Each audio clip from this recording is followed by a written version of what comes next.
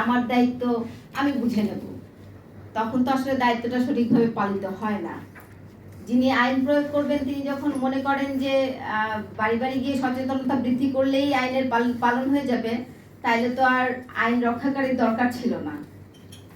এই ক্ষেত্রে এই মনিটরিংটা নিশ্চিত করতে হলে আইন প্রয়োগকারী সংস্থা এবং যাদের কর্তৃত্বপ্রাপ্ত কর্মকর্তা যারা আছেন তাদেরকে আরো বেশি নিজেদের কাজটা করতে হবে। এবং টাস্কফোর্স যারা আছে আমাদের সব জায়গায়, উপজেলা পর্যায়ে আছে, জেলা পর্যায়ে আছে, এখন তো সেন্ট্রাল লেভেল পর্যন্ত আছে, সেই টাস্কফোর্সকে আরো বেশি নিজেদের কাজ সম্পর্কে জানতে হবে এবং নিজেদের কাজটা সঠিকভাবে করতে হবে।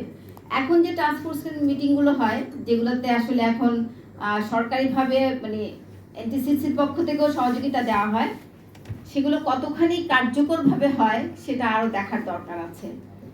এবং সবাই যদি আমরা নিজের দায়িত্ব সঠিকভাবে পালন করি, তাইলে কিন্তু আসলেই এই ধরনের রিপোর্টে অনেক ভালো রিপোর্ট আসবে বলে আমি বিশ্বাস করি। ধন্যবাদ সবাই।